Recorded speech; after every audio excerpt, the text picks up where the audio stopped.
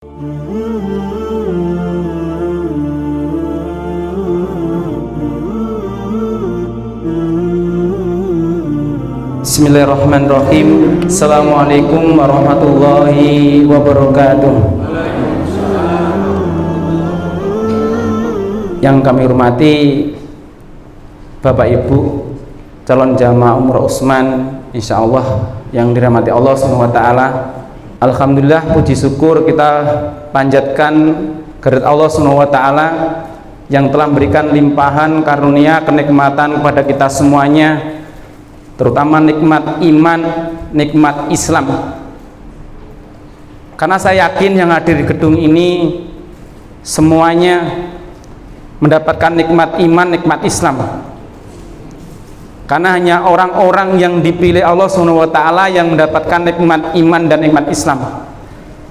Karena Allah ciptakan manusia di muka bumi yang jumlahnya cukup banyak, tapi hanya orang-orang yang beruntung yang diberikan nikmat iman dan Islam, termasuk kita semuanya yang ada dalam ruangan ini. Alhamdulillah.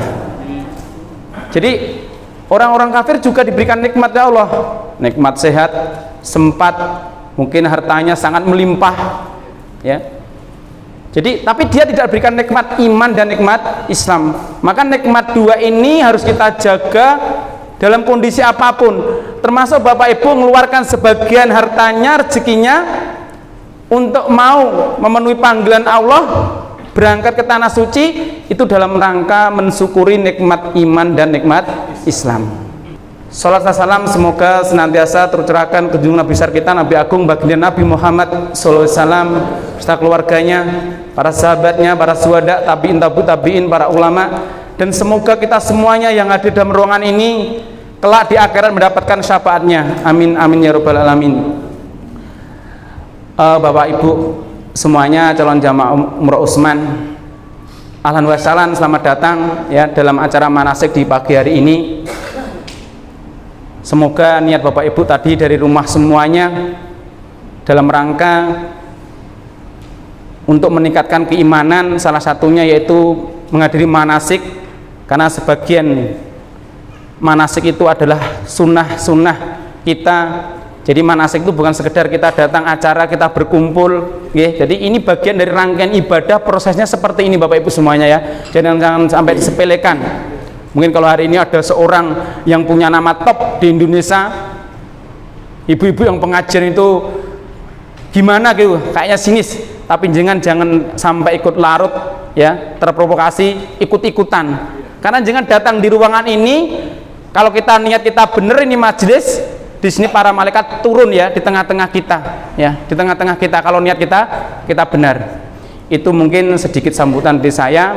Dan mungkin langsung saja karena waktunya udah agak siang, jadi sengaja saya memang hanya mendatangkan Ustadz Aziz yang tak suruh bantu untuk nanti membimbing pas praktek, karena masukan dari beberapa teman-teman agen-agen dari PT Utsman selama ini itu jamaah sudah mendapatkan ilmu tentang bagaimana umroh, itu mungkin sudah banyak melimpah, tapi katanya jarang manasik itu yang pada ke pokok-pokok teknis ya, pokok-pokok teknis. Nah sekarang sedangkan pokok-pokok teknis kalau di PT Utsman itu kebetulan saya sendiri yang nakodai, jadi apa yang tertulis itu awalnya dari ide-ide saya Pak, jadi saya yang menjelaskan langsung biar nanti sekiranya Bapak Ibu biar tahu bagaimana toh PT Utsman proses perjalanannya kayak apa sih gitu. Ini insya Allah nanti akan saya pandu sendiri. Saya ingin menjelaskan dari sedikit saja mengapa kita harus umroh. Pertama, bukti cinta seorang hamba kepada Allah Subhanahu wa taala. Jadi, mengapa kita harus umroh? Pertama kali bukti cinta kita seorang hamba kepada Allah Subhanahu wa taala. Bukti cintanya apa? Di situ ada kata labbaik Allahumma labbaik, labbaik la syarika laka labbaik, innal hamda wa nikmata laka wal mulk la syarika lak. Jadi di sini ya Allah, aku penuhi panggilanmu, ya. Aku sambut panggilanmu. Aku sambut panggilanmu ya Allah, tidak ada sekutu bagimu. Aku sambut panggilanmu ya Allah, sesungguhnya segala pujian, segala kenikmatan, kerajaan adalah kepunyaan Allah. Kita dipanggil Allah untuk kemana? Ke tanah suci ya. Boleh nggak kita mendatangi? Boleh, bahkan sampai ke wajib bagi yang mampu. Yang belum mampu mungkin tidak menjadi wajib. Umroh itu bukan ibadahnya orang kaya Bapak Ibu semuanya, tapi ibadahnya orang yang dipanggil Allah Subhanahu wa ta'ala. Kenapa kita umroh? Bukti cinta kita kepada Allah Subhanahu wa ta'ala. Jadi bukti cinta, okay? Yang kedua, ingin mengharapkan ampunan dari Allah Subhanahu wa ta'ala. Karena dalam hadis dijelaskan, ya, dalam hadis dijelaskan apa? Al umrotu ila umrotin kafarotin lima bainahum huma. Jadi umroh yang pertama dan yang kedua itu adalah kafaroh, penebus dosa-dosa kita. Yang ketiga, banyak tempat berdoa yang mustajab. Yang keempat, ingin meraih pahala yang luar biasa. Kira-kira kalau Bapak Ibu mengeluarkan dana mungkin 30 sampai 40 juta dapat pahala yang luar biasa, nggih, ngapunten nggih, dapat pahala yang luar biasa. Padahal kalau kita nikmati, kita nggak berangkat ke sana, ya uang segitu jadi besar juga bisa jadi kecil, tergantung siapa yang megang. Tapi saat kita bisa di sana, ya kita bisa sholat di Masjid Nabawi atau kita sholat di Masjidil Haram. Jadi sholat di Masjid Nabawi, masjidku, itu lebih utama 1000 kali daripada kita sholat di masjid yang lain kecuali Masjidil Haram.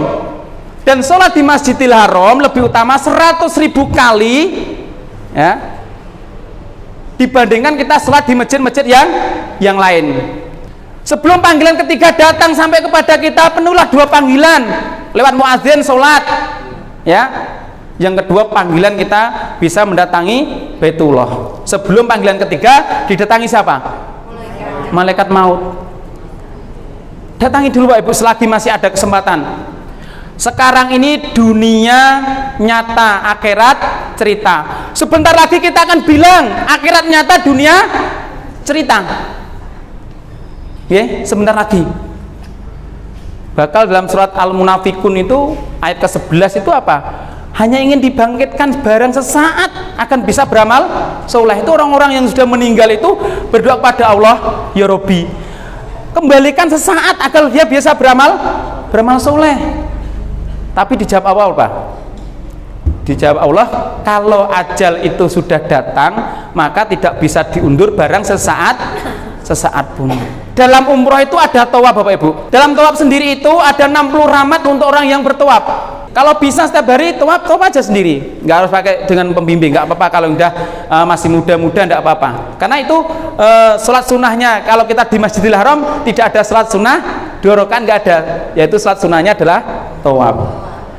Ada 40 rahmat untuk yang sholat, maksudnya sholat fardu di sana, ya, ada 40 rahmat. Dan dulu rahmat untuk yang memandang Baitullah. Yang kelima, meningkatkan keimanan kita kepada Allah Subhanahu wa ta'ala. Selanjutnya saya akan menjelaskan permasalahan teknis atau SOP dari PT Utsman untuk proses pemberangkatan jamaah umroh, biar nanti saat jamaah yang nanti awal ini 13 Maret berangkat, biar tahu di benaknya bagaimana nanti, biar nanti kalau ada masalah-masalah pas proses pemberangkatan lebih tahu terlebih dahulu.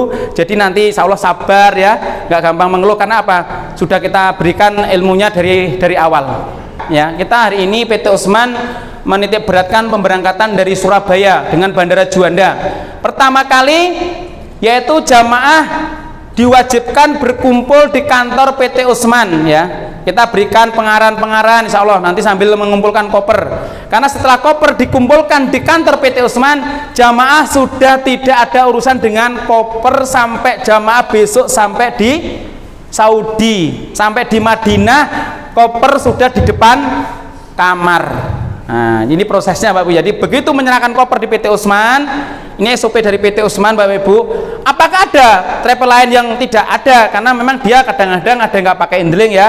Jadi nggak pakai handling itu biasanya nanti di bandara masih dorong-dorong koper itu masih ada. Tapi kita di PT Utsman tidak Bapak Ibu semuanya. Kita sudah mulai dengan pemberangkatan yang lebih tertib, yaitu jamaah wajib berkumpul di PT Utsman selama perjalanan masih dari Surabaya. Kalau perjalanan mulai dari Bandara Adi Sumarmo Solo, nanti biasanya kita kumpul langsung di bandara, kita kumpulkan di masjid biasanya.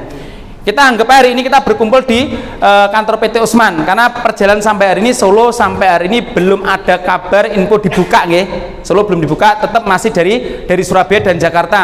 Karena kalau dari Jakarta, kalau kita naik bis kemarin agak jauh, kalau kita pakai pesawat pasti nginep nggih. Harus nginep sehari. Karena harus seperti itu, karena tidak bisa langsung nginep. Kalau nggak nginep pulangnya, biasanya nginep keberangkatannya. Kadang-kadang kalau nasibnya kurang bagus, nginep kedua-duanya, kita nggak tahu. Nah, terus perjalanan ke bandara Surabaya kurang lebih 3 jam. Ya, perjalanan kurang lebih 3 jam dari kantor PT Usman ke bandara 3 jam.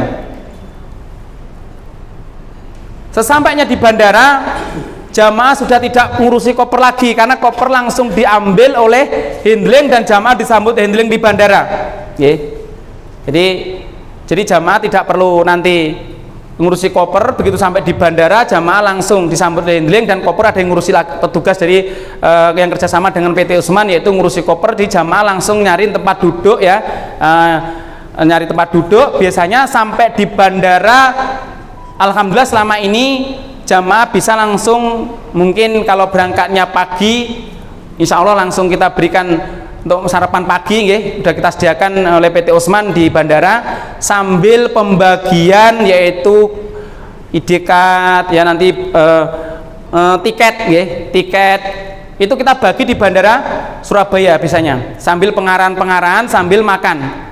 Perjalanan kurang lebih di pesawat yaitu 10 jam, kurang lebih di pesawat kita udah mulai berserah diri. Kita naik pesawat itu dilatih untuk berserah diri benar-benar. Sing arep protes yo medhun ning dalan mboten saged. Berserah diri apapun yang terjadi itu adalah takdir dari Allah Subhanahu wa taala. Jadi begitu jenengan menginjakkan kaki naik pesawat, nyawa ini bukan milik jenengan, bukan milik suami jenengan, bukan milik istri jenengan, bukan milik anak jenengan. Benar-benar dalam genggaman Allah Subhanahu wa taala. Dipahami benar-benar jamaah nggih. Begitu menginjakkan kaki di pesawat yang mau terbang 1 hari penuh, udah pasrahkan diri ini, nyawa ini semuanya kepada Allah Subhanahu wa taala. Jangan ada pikiran enggak, banyaklah berzikir, banyaklah berdoa kepada Allah Subhanahu wa taala. Sampai ke tanah suci dengan selamat, alhamdulillah. Kalaupun Allah ambil dalam perjalanan itu, termasuk jangan mati syahid. Enggak ada yang rugi Bapak Ibu semuanya, enggak ada yang sia-sia. Begitu sampai di Arab Saudi, nanti akan disambut oleh mutawib. Jadi setelah kita proses imigrasi, biasanya proses imigrasi itu Bapak Ibu semuanya prosesnya 1 sampai 2 jam. Kita nanti dibawa oleh mutawib ya, dari tour leader diserahkan ke mutawib, dan mutawib membawa kita sampai ke hotel, dan kita begitu sampai di hotel, koper kita sudah di depan kamar. Sampai di Saudi jamaah kita absen terlebih dahulu. Jumlah jamaah ya harus benar-benar, karena nanti serah terima dari tour leader ke mutawib harus imbang. Oh, jumlahnya 30 harus 30, jumlah 40 harus 40. Jadi harus pas ya, nanti harus pas ya. Harus pas. Kita harus menghafalkan doa ini Bapak Ibu semuanya. Kalau kita sudah masuk kota Madinah, di buku panduannya sudah ada Bapak Ibu semuanya? Saya nggak jangan langsung biar nanti agak cepat, karena udah hampir jam 10, nanti dibaca di buku saja. Nah, di Madinah kita menginap nanti 3 hari, absen semua jamaah. Tiba di hotel, tim handling akan bagikan nomor kamar, sholat wajib sunnah, perbanyak ibadah di Masjid Nabawi. Ya, ini nanti raudhah adanya di sini Bapak Ibu semuanya, di Masjid Nabawi.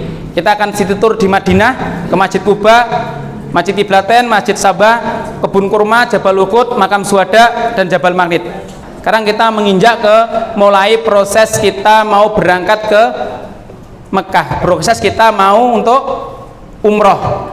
Bapak Ibu semuanya perlu dipahami, sebelum kita memakai kain ihram, saat kita mau melaksanakan umroh, Bapak Ibu disunahkan untuk mandi besar atau mandi junub, yang punya kuku dipotong, dibersihkan ya, bulu-bulu ketiak dibersihkan ya. Jadi persiapan kita ya. Jadi itu harus kita lakukan sebelum kita memakai kain ihram. Setelah itu kita akan berjalan ngambil mikot, yaitu ke Masjid Bir Ali.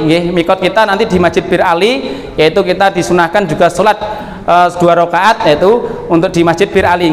Setelah itu kita naik bis, perjalanan dari sinilah titik awal umroh kita sudah dilaksanakan benar-benar. Jadi setelah kita perjalanan ebes ke kota Makkah, kita disuruh banyak berzikir dan talbiyah.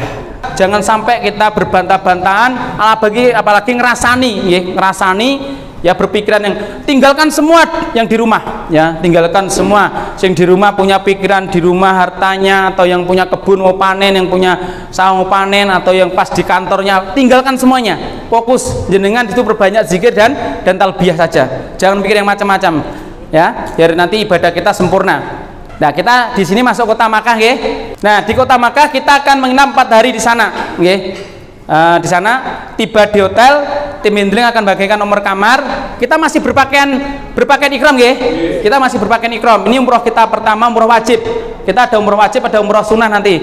Jadi umroh wajib kita dalam kondisi berpakaian ikram nggih. Biasanya sama muthaif kita langsung diajak ke Masjidil Haram nggih. Masjidil Haram yang batal segera untuk ngambil wudu dan untuk segera melaksanakan tawaf. Setelah tawaf kita nanti melaksanakan sa'i. Setelah sa'i kita akan tahallul. Jadi ini proses kurang lebih yang dilakukan oleh PT Utsman ya. Masalah nanti teknisnya yang lain nanti untuk praktek-prakteknya nanti akan dipandu Ustadz Aziz. Tadi ada yang kelupaan sedikit Bapak Ibu semuanya. Jadi kita kalau berpakaian ihram ya, kita mulai umroh jangan lupa ya, nanti tadi kelebatan 1, jangan lupa niat kita ya dari mikot itu labbaik Allahumma umrotan. Jadi niat kita harus benar-benar kita ucapkan ya untuk di niat umroh ini. Jadi kita memang di sini benar-benar harus kita mulai dengan niat yang benar. Aku datang penuhi panggilanmu ya Allah untuk berumroh. Ya ini harus kita lakukan ya. Kita mulai langsung dengan pelaksanaan tawaf ya. Tawaf itu dimulai dari mana Bapak Ibu semuanya? Lampu hijau atau hajar aswad. Jadi dimulai dari hajar aswad.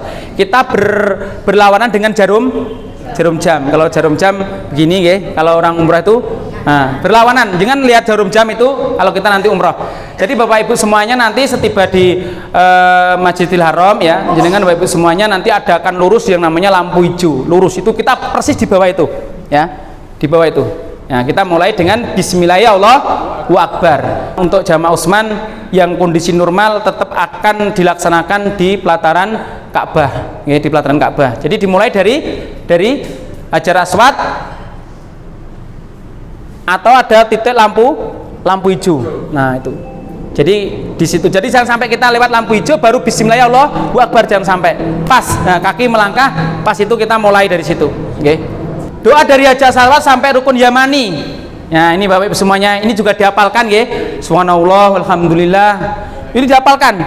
Nah, setelah ini jangan baca sampai ke rukun Yamani, jangan berdoa semau jenengan. Ini dulu dibaca, setelah itu jangan doa semau jenengan sebisa jenengan. Sing isone bahasa Jawa ya bahasa Jawa, sing isone bahasa Indonesia, sing bisanya bahasa Arab juga bahasa Arab. Allah itu yang buat kita Bapak Ibu semuanya. Dengan bahasa pun bisa. Kadang-kadang kita itu yang males ya, kita malas meminta, kita malas berdoa saisone Bapak Ibu semuanya. Tapi ini diusahakan, ini dihafalkan nggih, di buku kan ada nggih, dihafalkan. Jadi nanti untuk yang doa tambahan sampai ke rukun Yamani. Tapi sesampai di rukun Yamani, sampai di rukun Yamani kita mau ke Hajar Aswad, doa sapu jagatnya harus juga dihafal. Ini insya Allah nggak usah pasti dihafal semuanya nih. Dari rukun Yamani sampai Hajar Aswad jenengan doanya ini saja. Doanya ini saja cukup. Mau ditambahi itu monggo, tapi ini wajib bener-bener jangan lakukan. Terus Bapak Ibu itu diulang sampai ke 7 putaran. Untuk laki-laki disunahkan lari-lari kecil untuk laki-laki sebetulnya. Tapi, nah ini sekali lagi ada situasi lagi, ada jamaah ibu-ibu. Kita ngambil keutamaannya seorang laki-laki lari-lari kecil atau ingin menjaga kekompakan jamaah. Nah, nanti di sana tour leadernya, TL-nya, monggo nanti dikondisikan sama mutawibnya. Kalau batal bener-bener sampaikan ke tour leadernya atau ke mutawib. Jangan sampai dimpet Bu, nanti yang mbah-mbah sepuh didampingi Bapak Ibu. Kalau memang belum sampaikan, belum jangan dampingi, jangan dapat pahala umroh jangan dampingi juga dapat pahala lagi, double kan? Enak, biayanya siji tapi jangan untuk pahala loro. Jadi untuk pahala umroh dhewe dampingi mbah tawaf tadi juga dapat pahala lagi. Gunakan di sana itu untuk ringan, kita membantu saudara kita yang lemah. Setelah umroh selesai tawaf selesai, kita menuju ke makom Ibrahim, yaitu kita sholat disunahkan sholat 2 rakaat di belakang makom Ibrahim. Itu pun nanti juga kondisional Bapak Ibu semuanya.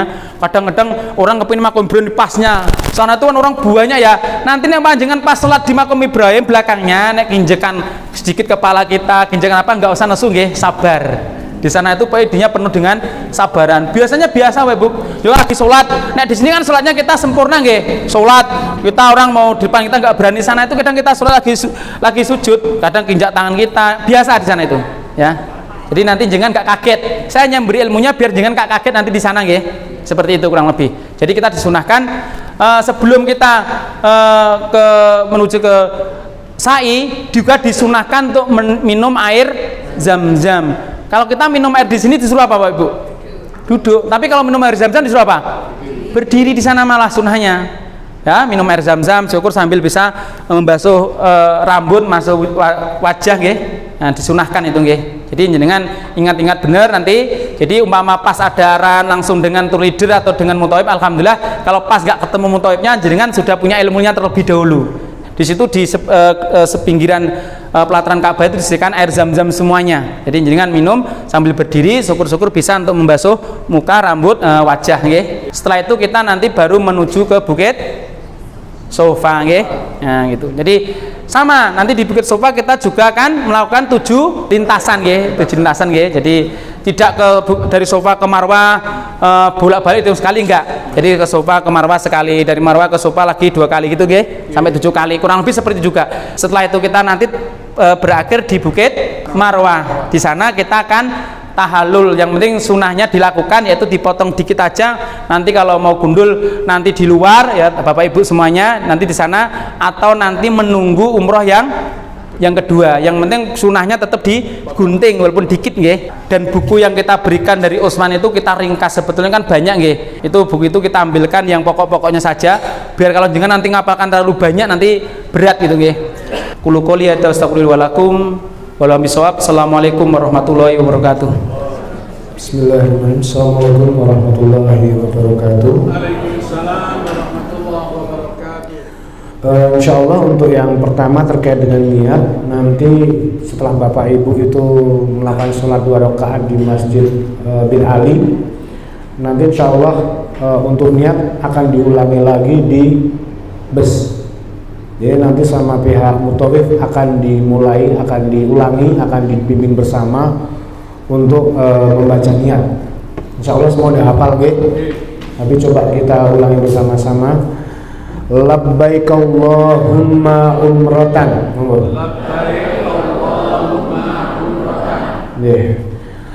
Untuk selanjutnya nanti jamaah masuk hotel, bersih-bersih dan yang lainnya. Nanti hal yang paling penting ini adalah sebelum keluar dari hotel adalah biasakan untuk ke kamar mandi dulu. Kalau harus ke kamar mandi, pengen buang air besar atau apa, tuntaskan dulu. Buang hajat atau buang air kecil atau apa, tuntaskan dulu. Nah setelah dituntaskan baru nanti kemudian turun kumpul bersama. Seperti yang kemarin saya lihat kurang koordinasinya, jadi akhirnya jamaah memang kadang ada yang merasa sudah pernah umroh, ada yang belum tahu, akhirnya kurang koordinasi. Yang sudah tahu kadang terus melangkah lebih dulu. Nah ini tolong hal seperti ini yang harus diperhatikan. Di sini ada mutawif, ada tour leader yang akan membimbing Bapak Ibu semua. Ya bismillah, pokoknya bareng-bareng semuanya seperti itu. Nah kemudian setelah sampai ke masjid, ke Masjidil Haram, sebelum masuk masjid nanti nyun saya tour leader mungkin Pak Haji Sumarwanto atau Pak Hanan nanti bisa dibantu mengingatkan jamaah lagi. Yang pengen ke kamar kecil silahkan, kamar kecil gitu, wudhu lagi, itu penting sekali. Agar apa? Agar nanti kita semua dalam melaksanakan ibadah umrah itu tidak terputus di jalan. Seperti tadi itu kalau yang masih muda mungkin oke, tapi kalau yang udah sepuh kadang mungkin pengen ngomong aja malu gitu kan. Nah ini makanya harus dituntaskan. Nah kemudian untuk selanjutnya ketika jamaah nanti masuk ke Masjidil Haram, Kemudian nanti kita pertama kali melihat Ka'bah. Nah, doanya monggo bareng-bareng saya awali. Allahumma antas salam wa minkas salam fahayyina rabbana bis salam. Nanti akan saya praktekkan, akan saya tunjukkan bagaimana formasi tawaf yang aman untuk kita semua. Nah, nanti di lapangan kita praktekkan. Kemudian tadi sudah disampaikan terkait dengan semuanya. Jadi ketika Bapak Ibu nanti tawaf ini nyun sewu karena sangat crowded, maka kita minta untuk doa ini dihafal. Monggo kita praktek langsung untuk pemakaian ini. Nanti yang satu yang depan ini dimasukkan ke belakang sini, Pak. Nah, seperti ini. Baru yang sini masuk sana. Nah, seperti ini, Pak. Karena Bapak Ibu sudah ada kelengkapan sabuk, maka nanti sangat mudah, langsung dibuka. Nah, ini cara yang paling mudah dan aman. Kenapa aman? Nah, ketika Bapak ini buka ini, maka tidak akan terbuka. Tapi kalau Bapak Ibu pakainya di pakai sarung tadi, buka.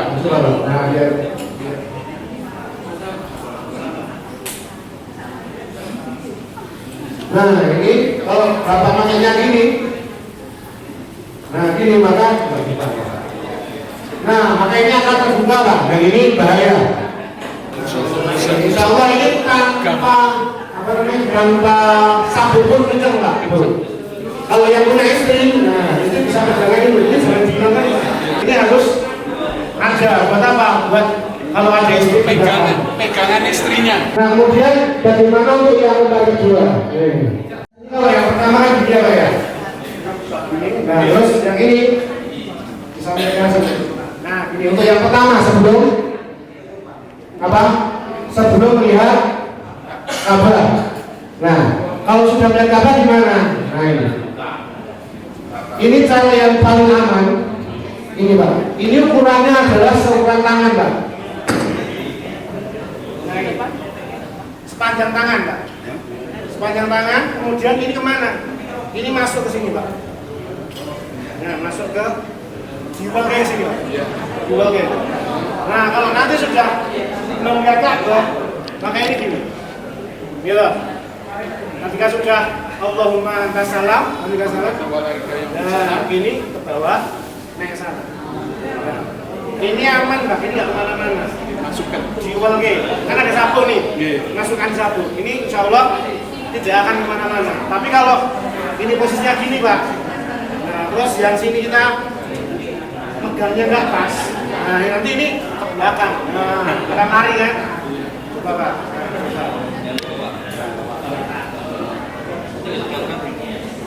Ini jumlahnya ke seujung, Pak. Seujung. Nah, seujung. Nah, masukkan ke sini. Nah, seperti itu. Nah, iya. Tapi kalau sudah melihat Ka'bah, maka yang sebelahnya taruh bawah. Nah, ini kita mau buat contoh untuk formasinya, Pak. Kita tok memang. Praktek ini Ka'bah sudah sana, Bu, Pak. Ka'bah sudah sana. Formasi yang paling aman gimana? Biar kita tidak distrak sama yang lain. Nah, di sini paling depan adalah mutawif atau TL. Nah, kebetulan kita ada dua di Jogja, dua TL, maka berbelakang. Nah, nanti yang paling belakang ada tahanan. Nah, formasinya bukan pegangan tangan, bukan pegangan baju. Kalau pegangan ini kalau nanti bekas, gitu kan? Gimana itu? Nah, yang paling aman adalah pegang pundak sebelah kanan. Pegang, sini juga Mas, pegang Mas. Nah, Pak. Kanan juga. Nah, yang sebelah kiri, putih di mana? Putih sebelah sini, Pak. Sebelah kiri, sebelah kanan. Sebelah kanan. Kenapa di sebelah kanan? Ya, kalau ada orang mau keluar, maka tidak berani memotong itu, Pak, karena dia putra. Kalau jadi luar orang mau masuk, mesti mikir gitu kan, mesti mikir kok perempuan gitu kan. Tapi kalau gini, kok PPN itu dibuat, bisa dibuka aja. Nanti sampai lagi. Paham ya? Nah, nanti seperti itu. Nah, nanti depan pegawai paham memimpin kita. Nah, yang saya sampaikan, tidak mungkin jamaah itu sejajar ke sana, tidak mungkin. Yang pasti adalah gerakan seperti ini. Maka saya harapkan doa itu dihafalkan. Oh, doanya sangat simpel, pendek dan mudah. Paham Bapak Ibu? Paham ya? Nah, seperti itu. Nanti kalau ada yang atau nama kecil, nah misal Mas Agus pakai nama kecil, nah sini sudah ada tangan. Saya mau nama kecil Mas Jangan, seperti itu. Kalau sa'i kita bakal pejabat, ini tidak, tapi kalau tolak itu wajib menjaga kesucian. Paham Bapak Ibu? Ya, insya Allah sudah paham. Jadi kita langsung lapangan saja nih.